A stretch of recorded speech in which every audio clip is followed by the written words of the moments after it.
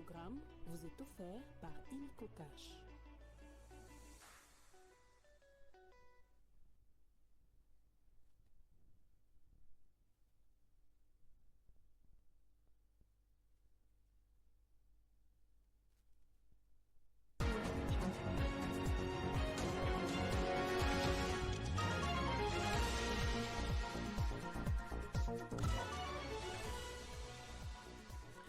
Insécurité en Ituri, 40 morts et plusieurs blessés. Bilan des affrontements entre un groupe des miliciens de la Codeco et un groupe d'autodéfense Zaïre à Lonjo-Gangala dans le territoire des Djougou. Le caucus des députés nationaux de cette province a rencontré le patron de la territoriale pour des solutions idoines. L'Observatoire volcanique de Goma a rapporté une augmentation significative des activités magmatiques au sein des cratères centrales du volcan Nyiragongo, suscitant des inquiétudes quant à une éventuelle éruption imminente. Le chef de l'État a lancé samedi les travaux de construction de rocades sud-est et sud-ouest de la ville de Kinshasa. Il s'agit de voies de contournement qui vont désengorger la capitale en reliant les parties les plus éloignées. Nouveau journal sur Télé 50. Merci de votre fidélité. Dans l'actualité, le président Félix Tshisekedi a lancé samedi les travaux de construction de la rocade de Kinshasa dans la commune de Mongafula, une voie de contournement qui va désengorger la ville de Kinshasa en reliant ses parties sud-est et sud-ouest. Longue de 63 km, cette rocade partira de Mboudi en passant par la route de la Caravane et traversera le quartier Mitendi. Je les cite: Bralima, Riflar, Rai, Njili Brasserie, Sekomaf, Bouma et Njoko, avant de déboucher sur la route nationale numéro 1 par Badara, non loin de l'aéroport de Njili. La rocade fait partie d'un vaste programme de construction d'une route périphérique qui formera une boucle autour de Kinshasa afin de fluidifier la circulation vers l'aéroport international d'Njili, les fruits du partenariat sino-congolais. En Ituri, au moins 40 personnes ont été tuées et plusieurs autres blessées lors des violents combats qui opposent depuis 2 jours un groupe des miliciens de la Codeco et un groupe d'autodéfense Zaïre à Lonjo-Gangala dans le territoire de Djougou, rapportent les sources sécuritaires. L'on enregistre aussi plusieurs disparus. Ces combats ont entraîné les déplacements massifs des populations qui ont fui dans la brousse et dans les localités proches Plito et Mongwalou. Pour les autorités locales, les dispositions sont prises pour restaurer l'autorité de l'État dans cette région.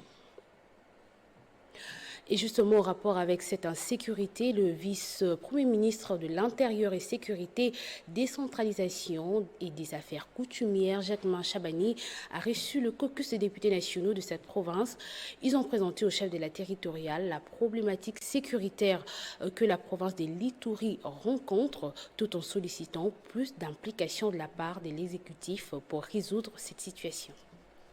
Après cet échange, les présidents du caucus des députés nationaux de l'Ituri, Daniel Ouéa, s'est dit rassuré de la détermination du VPM en charge de l'intérieur et de la sécurité à s'impliquer efficacement pour mettre fin à cette problématique. Il a précisé que le VPM Jacquemin Chabani a promis qu'il sera en mission de travail dans cette province au mois de juillet prochain, ce qui traduit sa volonté de s'engager aux côtés de la population victime de l'insécurité. Notre mission principale, c'est celle de chercher la paix et rien que la paix. Notre province de l'Ituri est sérieusement touchée par l'insécurité depuis plusieurs années. Et aujourd'hui, nous sommes déjà à vacances parlementaires. Nous avons voulu, avant d'aller à vacances, il faut qu'on essaye d'échanger un peu avec les autorités compétentes sur la situation sécuritaire de chez nous. Ces députés nationaux ont également été reçus par les vice-premiers ministres de la Défense, Guy Modian-Vita, et dans les prochains jours, ils auront aussi un entretien avec les présidents de l'Assemblée nationale, Vital Kamerhe. Dans un autre chapitre, l'Observatoire volcanique de Goma a tenu une réunion d'urgence samedi et elle fait suite à une lueur observée au sommet du volcan Nyiragongo ces 2 derniers jours. À l'issue de la dite réunion, une commission chargée de travailler jour et nuit vient d'être mise en place pour évaluer la situation en dépouillant et analysant toutes les données autour du cratère du volcan Nyiragongo. Depuis le 29 mai dernier, les agents qui surveillent le volcan sont en grève suite au non-paiement de leur salaire. Et puis, l'APCSC a clôturé son séminaire d'imprégnation qui a duré 2 jours. Durant ces assises qui s'y sont tenues au fleuve Congo Hotel, les agents de cette structure ont été outillés par rapport à ce qui les attendent. Des applaudissements venant d'une assistance qui a bien assimilé les leçons apprises pendant ces 3 jours des séminaires. Dans son discours de clôture du séminaire d'imprégnation à l'intention des agents et cadres de l'APCSC, Freddy Yodi Shembo a rappelé l'émission avant d'appeler les agents et cadres à évoluer loin des antivaleurs en cultivant une dose de passion et détermination. Nous avons trouvé qu'il est important d'abord que les agents puissent vraiment s'imprégner de nos objectifs, de nos missions, de nos valeurs, de manière à ce qu'on puisse poursuivre ces objectifs de manière harmonisée, parce que lorsque vous mettez les gens ensemble, il y a différentes personnalités. Donc pour que l'environnement soit un environnement qui facilite la réalisation des objectifs, il faut qu'on se mette d'accord. Contexte et mission de l'agence, des pilotages, des coordinations et des suivis des conventions, des collaborations, transparence de la gestion, compréhension du management, du changement, un cocktail des connaissances développées durant 3 jours. En ce qui concerne les projets d'infrastructure dans le cadre du programme sino-congolais, assurance des Freddy Shembo. L'avenant est une sorte de pédagogie pour faire découvrir la PCSC, mais la PCSC pour l'instant ne gère qu'une seule convention. Et cette convention, c'est ce qu'on appelle la convention du programme sino-congolais. Et donc, dans le cadre de ce programme, il y avait des procédures internes qui ralentissaient le lancement des travaux. Mais là, je peux vous dire que nous sommes fin prêts. Nous lançons le premier projet, qui est celui plutôt de la construction de la rocade sud, est et ouest, la périphérique qui va aller autour de la ville de Kinshasa. Ces nouvelles ambassadeurs sont désormais appelés à imposer par leur savoir-faire la PCSC et ses réalisations dans l'imaginaire collectif. Autre chose, le cycle maternel du collège moderne Le Figuier, situé dans la commune de Mongafula, a clôturé son année scolaire 2023-2024 week-end. Plusieurs activités ont eu lieu au cours d'une cérémonie organisée à l'occasion. Danse, chant, récitation, c'est dans cette ambiance festive que s'est clôturée l'année scolaire 2023-2024 à l'école maternelle du collège moderne Le Figuier. Plusieurs activités étaient à l'ordre du jour pour sublimer cette journée, notamment les récitations présentées par les élèves, une étape qui a émerveillé les parents venus accompagner leurs enfants. Pour le coordonnateur de cet établissement, Marcel Ingwaïza, l'école maternelle reste la base ou la pépinière de l'éducation scolaire. Il a exprimé sa joie pour le bon déroulement de cette journée qui a clôturé l'année. L'école maternelle, c'est la base, c'est la pépinière des écoles primaires et secondaires. Si l'enfant est bien préparé à l'école maternelle, il n'aura pas beaucoup de difficultés à l'école primaire. C'est l'école maternelle qui permet à l'enfant de s'insérer dans la société. L'enfant quitte sa maman, l'enfant quitte son père, donc il quitte ses parents pour un nouveau milieu. Il a par ailleurs lancé un appel aux parents pour venir inscrire leurs enfants à l'école maternelle du collège moderne Le Figuier afin que ces derniers bénéficient de la bonne formation. Les parents qui gardent encore leurs enfants à la maison, c'est le moment. Les inscriptions ont déjà débuté chez nous, à l'école maternelle, à l'école primaire et à l'école secondaire, qu'ils amènent leurs enfants à l'école maternelle. Les parents qui y sont venus, ils ont vu les connaissances acquises par leurs enfants déjà à l'école maternelle. Le collège moderne Le Figuier a déjà ouvert ses portes pour l'année 2024-2025. Il est situé sur l'avenue École dans la commune de Mongafula à Kinshasa, la capitale.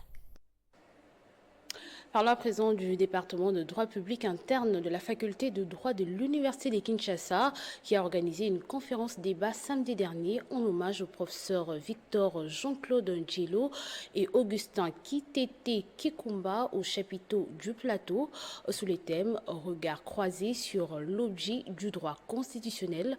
Cette conférence débat d'essence épistémologique s'est proposée de remettre sur la table des discussions la controverse sur l'objet d'étude du droit constitutionnel et de dégager des évolutions enregistrées en la matière. Organisée par les départements de droit public interne de la faculté des droits de l'Université de Kinshasa, cette journée scientifique sous forme de la conférence débat sous les thèmes « Regard croisé sur l'objet du droit constitutionnel » a connu la participation des éminents professeurs pour rendre hommage aux deux icônes du droit constitutionnel, à savoir Victor Jean-Claude Ndjelo Epenge Osako et Augustin Kitete Kikumba Omombo. Nous sommes à la recherche de repères. Nous sommes à la recherche de sources d'inspiration pour pouvoir contextualiser la pensée juridique, pour pouvoir la cristalliser par rapport à la praxis constitutionnelle et par rapport aux questions de société. Alors, le fait pour notre département d'organiser cette journée scientifique sur le regard croisé de l'objet du droit constitutionnel tel que élaboré par deux illustres professeurs de notre faculté d'heureuse mémoire. Et donc le département a répondu à ces soucis de nous donner la possibilité de capter des sources d'inspiration scientifique à travers la pensée de ces deux professeurs. Plusieurs panels au programme, dont les seconds au premier intervenant, le professeur Jacques Njoli, qui a évoqué la question de la dimension tradicentrique de la pensée constitutionnelle de Ndjelo et de Kitete. Tous les deux étaient d'accord que cette distorsion, qui devenait parfois pathologique, était due à l'impact ou à l'ignorance de droit constitutionnel traditionnel.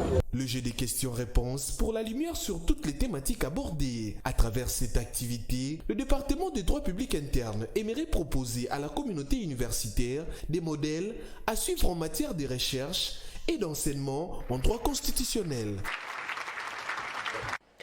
Et pour finir, Betty Pitilo, notable de Ngungu, a réuni plusieurs ressortissants de ces territoires de la province de Kwilu le samedi dernier dans une messe d'action de grâce célébrée à la cathédrale Notre-Dame du Congo à Kinshasa. Cette messe avait pour thème réconciliation et pardon, une occasion pour ce fils du terroir d'appeler ses frères et sœurs à la réconciliation pour un développement durable de Ngungu. C'était une messe de réconciliation et de pardon. Les ressortissants du territoire de Gungu, dans la province de Kwilu, se sont réunis ce samedi à la cathédrale Notre-Dame du Congo à Kinshasa. Objectif, rendre gloire au Tout-Puissant et laisser toute la communauté de Gungu entre les mains du Seigneur. Prenant la parole, Betty Pitilo, président du Cercle des réflexions de Gungu et initiateur de ces rendez-vous, a fait un plaidoyer pour que Gungu soit une priorité dans la prise de décision. Nous venons vous supplier, au nom de la prédication de ces jours, si possible de faire passer Gungu au premier plan, chacun dans son domaine respectif. S'il vous plaît, comme vous pouvez le constater, Gungu est devenu le territoire le plus pauvre de la RDC à cause de vos guerres, de vos divisions et de vos prises de position égocentriques. Sedine Fils de Gungu a également insisté sur la réconciliation pour que le développement de ces territoires soit déclenché.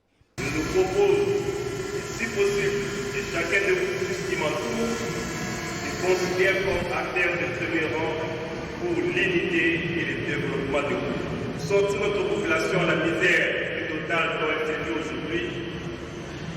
Un sage de notre communauté, je cite, le patriarche Antoine Gizenga Fukuji, paix à son âme, disait « Unis, nous sommes forts, divisés, nous sommes faibles ». Cette rencontre eucharistique a connu la participation de plusieurs notables des Gungu, députés nationaux, anciens membres du gouvernement, dont Ida Kadima Nzumba, nièce du patriarche Antoine Gizenga. On va prendre le rappel d'ici à présent.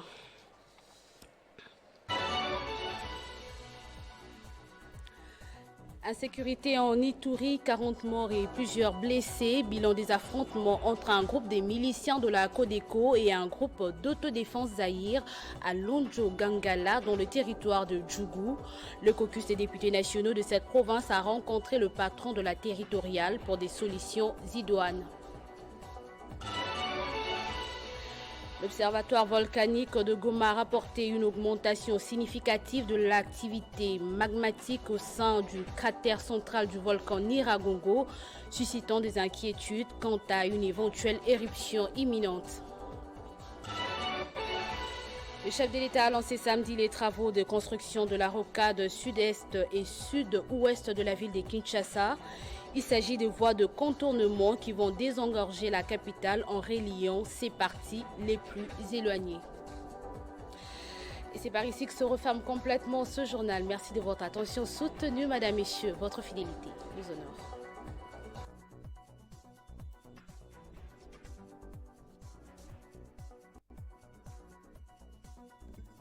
Retrouvez toute l'actualité en continu sur www.tele50.cd. Ce programme vous a été offert